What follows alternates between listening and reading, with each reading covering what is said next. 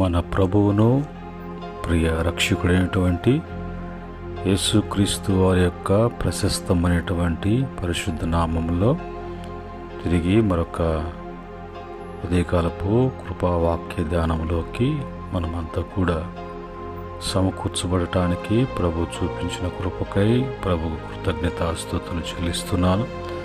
అలాగనే ప్రతిరోజు కూడా దేవుని వాక్యాన్ని వింటూ వాక్యాన్ని అన్వయించుకుంటూ వాక్యాన్ని అనుసరిస్తున్నటువంటి ప్రియ బిడ్డలందరికీ కూడా ప్రభు పేరిట వందనములు, ప్రభు పేరిట శుభములు తెలియజేస్తున్నాను. ప్రియమైన దేవుని బిడ్డలారా, ఈ దినము మనకు ప్రభు ఇచ్చిన కృపావాక్యాన్ని చదువుకొని ప్రార్థనాపూర్వకంగా మనం ధ్యానం చేద్దాం. ఈ సమయంలో సామెతల గ్రంథము 9వ అధ్యాయము 12వ వచనంలో ఉన్నటువంటి మాటని చదువుతున్నాను. నీవు జ్ఞాని అయిన ఎడల నీ జ్ఞానము నీకే లాభకరమగును, నీవు అపహాసించిన ఎడల దానిని నీవే భరింపవలెను. పరిశుద్ధుడా, మహోన్నతుడా, శక్తిమంతుడా, గనుడా స్తుతిస్తున్నా. ఈ సమయంలో చదవబడిన మాటలను దీవించండి ప్రభు, వివరించి బోధించండి. ఇది అనేక మందికి అందించబడటానికి ద్వారములు తెరవండి. నీ పరిశుద్ధతను పరిశుద్ధ వాక్యములో ఉంచబడి శక్తిగలిగిన వాక్కుగా వారిని ప్రభ ఆకర్షించి రక్షణలో స్థిరపరచున కృప దయచేయమని యేసుక్రీస్తు నామములో అడిగి వేడుకుంటున్నాము తండ్రి, ఆమేన్. ప్రియమైన దేవుని బిడ్డలారా, ఇక్కడ లాభకరము ఏమిటో అనేది ఈ లోకంలో అనేకమైనటువంటివి మనకు లాభకరముగా లబ్ధి పొందేటట్టుగా మనం చూస్తాం. కానీ అయితే లాభకరం ఏంటి అని వాక్యం చెప్పేది ఏంటంటే, జ్ఞానం వలన నీవు జ్ఞానివైతే, జ్ఞానాన్ని నువ్వు సంపాదించుకుంటే, జ్ఞానముతో నీవు జీవించగలిగితే, జ్ఞానాన్ని బట్టి నీకు లాభకరముగా ఉంటుంది. రెండవదిగా, నువ్వు అపహాసించిన ఎడల దానిని నీవే భరింపవలెను. అపహాసించేటువంటి వాని యొక్క మనసు ఏంటంటే, ఎదుటివాడిని తక్కువ చేయటము, నలుగురిలో వాళ్ళని కించపరచడము, వారిని మరి ఆ హాస్యము ద్వారా అపహాస్యము ద్వారా వారి యొక్క ఇదిని అవమానపరిచినట్లుగా, అందరిలో వాళ్ళని హీనపరిచినట్లుగా అలాగా చేస్తున్నటువంటి వారు ఎవరైనా సరే, ఎదుటివాడికి నువ్వు ఏది చేస్తావో, ఏ విధంగా నువ్వు ప్రవర్తిస్తావో అదే నీ జీవితంలో కలుగుతుంది. ఎదుటివాడిని నువ్వు అవమానపరిచినట్లుగా, ఎదుటివాడిని హీనపరిచినట్లుగా, ఎదుటివాడిని నువ్వు బాధపరిచినట్లుగా, నువ్వేందో పెద్ద గొప్ప అనుకున్నట్లుగా, ఒకవేళ అలాంటి ఆలోచనతో చేసేటువంటిది ఈ యొక్క అపహాస్యము.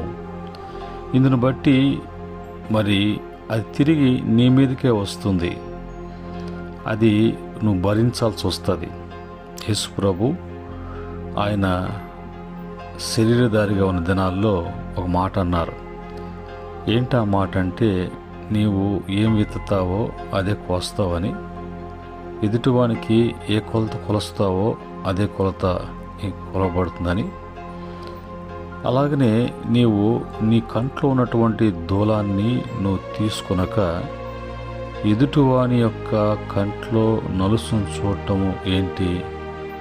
కనుక నువ్వు ఏది చేస్తావో అదే నీ మీదకి అన్నట్టుగా ప్రభు చెప్పారు.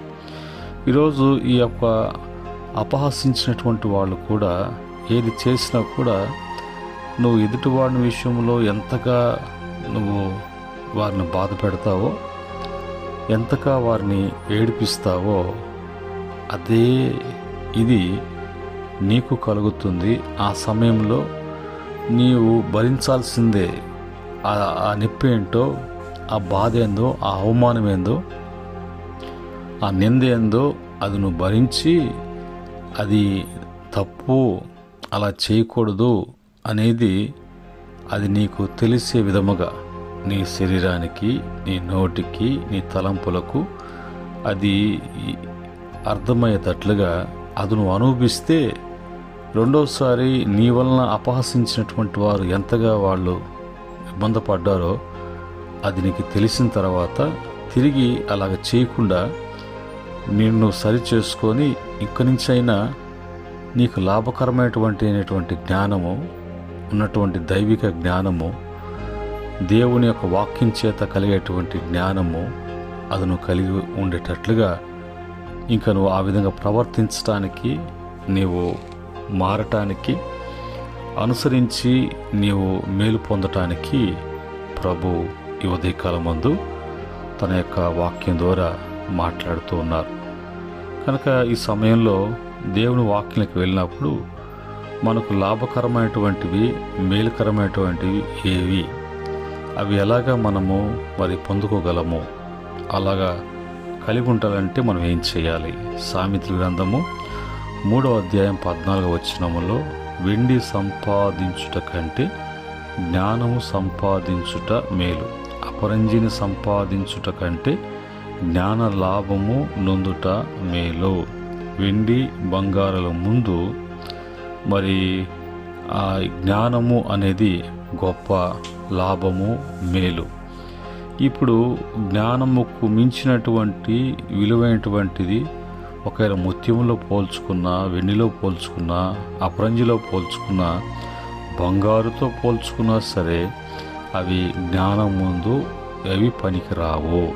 కనుక ఆ జ్ఞానము నీకు కలిగి ఉండాలి అంటే అది దేవుని వలన దైవికమైనటువంటి జ్ఞానము, పరసంబంధమైన జ్ఞానము, దేవుని వలన ఇచ్చేటువంటి జ్ఞానము, జ్ఞానమై ఉన్నటువంటి దేవుడు కలిగి ఉన్నప్పుడు అవి నీకు లభిస్తాయి, అవి నీకు లాభకరం. లోక సంబంధమైనటువంటి జ్ఞానం ఉన్నది, దేవుని వంటి జ్ఞానము, ప్రకృతి సంబంధమైనటువంటి జ్ఞానము. ఈ యొక్క జ్ఞానము అనేది టోటల్గా మరి అల్లరి చిల్లరతో కూడినటువంటిది, అనేకమైనటువంటి నష్టాలు తీర్చుకునేటువంటి జ్ఞానము, లోక సంబంధమైన, భూ సంబంధమైన, ప్రకృతి సంబంధమైన దెయ్యముల వంటి జ్ఞానం. రెండవదిగా మరి సామెతల గ్రంథము 13:13లో ఆజ్ఞను తిరస్కరించువాడు అందువలన మరి శిక్ష నొందును, ఆజ్ఞ విషయమై భయభక్తులు గలవాడు లాభము పొందును. జ్ఞానముతో మరి ప్రవర్తించేటువంటి వాడు, జ్ఞానం గలవాడు దేవుడు మరి మానవునికై ఇస్తున్నటువంటి ఆజ్ఞను తిరస్కరించడు.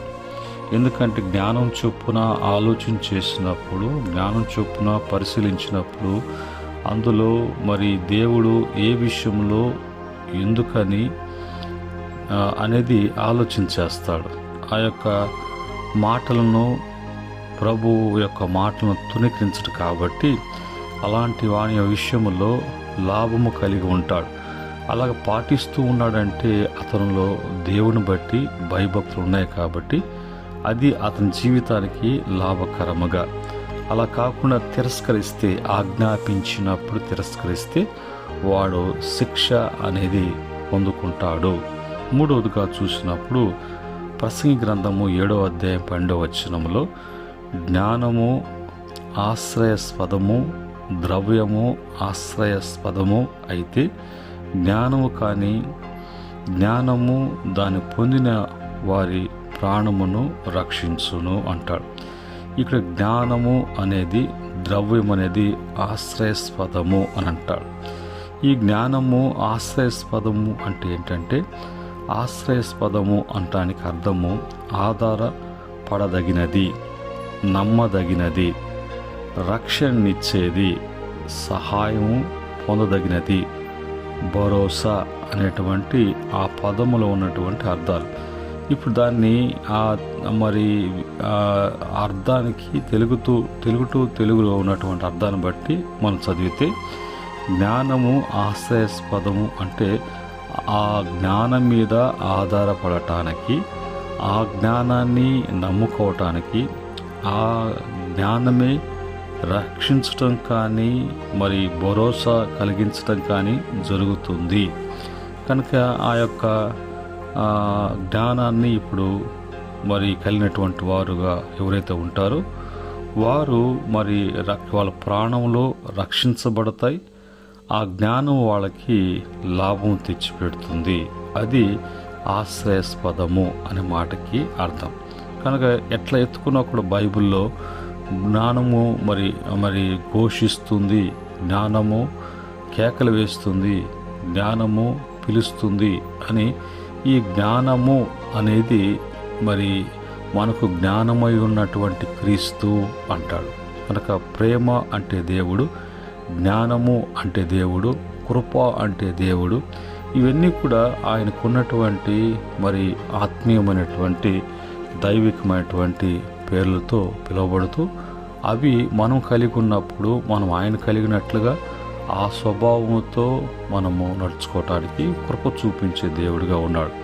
అలాగనే ఫిలిప్పీ పత్రిక 1వ అధ్యాయం 20వ వచనంలో భక్తుడైనటువంటి భక్త పౌలు అంటాడు, అతనికి ఏది లాభకరమో ఏది నష్టకరమైనటువంటి దాన్ని దేంతో పోల్చుకున్నాడు అని చూస్తే, నాకు కలిగిన సమస్తం కూడా పెంటతో సమానము, వెనుకున్న వాటిని నేను విడిచాను, మరిచాను, ముందున్న వాటి కొరకే నేను ఎగురుపడుతున్నాను, నా ముందు ఒక బహుమానము అనేది ఉన్నది, కనుక నాకు కలిగిన సమస్తం కూడా నష్టంగా ఎంచుకుంటున్నాను.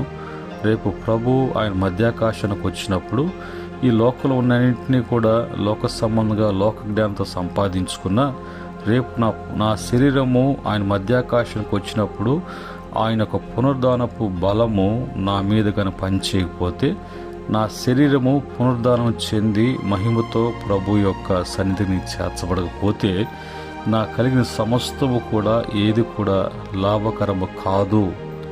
ఒకవేళ ఎన్ని కలిగి ఉంటే నేను రేపు పునరుద్ధానపు బలము చేత నా దేహము పునరుద్ధానం చెందదు. అందుకనే నేను ఏమని డిసైడ్ చేసుకున్నానంటే, ఈ లోకంలో అన్నింటినీ కూడా లోక జ్ఞానంతో కూడా వ్యర్థము, ఒకటి నాకు లాభకరం ఏంటి అంటే, నా మటుకు బ్రతుకుట క్రీస్తే, చావైతే లాభం. నాకు 2 లాభాలు, ఒకటి బ్రతికితే క్రీస్తు కొరకు క్రీస్తు వలె, రెండవది చనిపోతే నేను ప్రభు దగ్గరికి వెళ్ళడం, ప్రభుతో కూడా ఉండడం, ఇది నాకు లాభకరం. కానీ ఇంక మిగతాది ఏది కూడా నాకు లాభకరము కాదు అని భక్తుడు జీవించిన జీవితంలో అతను పరిశుద్ధుడైనటువంటి పౌలుగా పిలువబడ్డాడు. కనుక అపవిత్రపరిచేది ఏది ఉన్నా కూడా నీవు రేపు దేవుని రాకడలో ఆ అపవిత్రత, ఆ మలినము నీ దేహాన్ని పునరుద్ధానము చెందనీయకుండా, క్రీస్తు యొక్క పునరుద్ధాన బలము మధ్యాకాశానికి వచ్చినప్పుడు బోర ఊదినప్పుడు ఆ యొక్క పునరుద్ధానపు శక్తి నీ దేహం మీద పని చేయకుండా ఇలాంటి వాటిని అన్నింటినీ కూడా అంటపెట్టుకొని ఈ జ్ఞానముతో ఈ యొక్క లోకంలో ఉన్న వాటిని అంటిపెట్టుకుంటే నీ దేహము విమోచన కలగకుండా ఇవన్నీ కూడా కారణాలు అవుతాయి. అలాంటివి లేకుండా ఉండి మరి ప్రభువే మనకు సమస్తం అన్నప్పుడు అది మనకు లాభకరముగా, మేలుకరముగా, దీవెనకరంగా ఉంటుంది.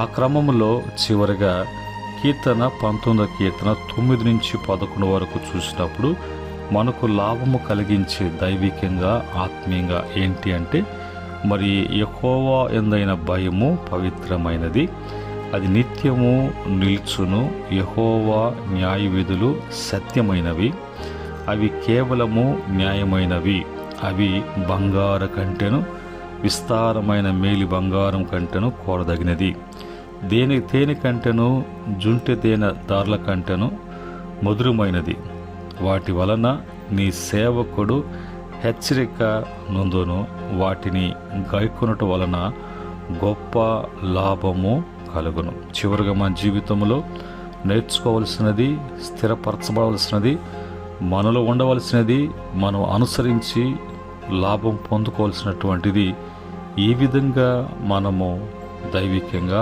ఆత్మీయంగా ఆ గొప్పతనం మనం కోరుకోవాలి. కానీ మనం ఏదో లోకంలో ఉన్నట్టు వాటిని ఆకర్షించబడి వాటి వెనుక పరుగులు తీసి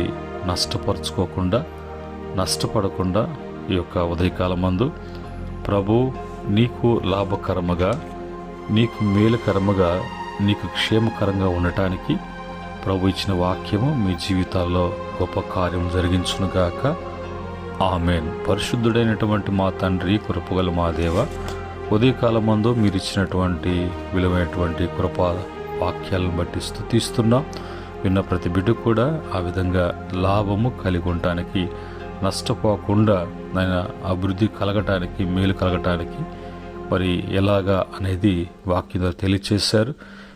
ఈ మాటలు బిడ్డలకు దీవెనకరంగా, ఆశీర్వాదకరంగా అనేక మందికి ఈ మాటలు తండ్రి అందించబడిన కృప దయచేయమని యేసుక్రీస్తు నామములు అడిగి వేడుకుంటున్నాము తండ్రి. ఆమేన్. పరమ తండ్రి దేవుని ప్రేమ, రక్షకుడైనటువంటి యేసుక్రీస్తు కృప, పరిశుద్ధాత్మ యొక్క సహవాసం ఈ మాటలు వింటున్న బిడ్డలకును, సకల పరిశుద్ధులకును, ఆయన దాసులకును సదా తోడే నడిపించునుగాక. ఆమేన్.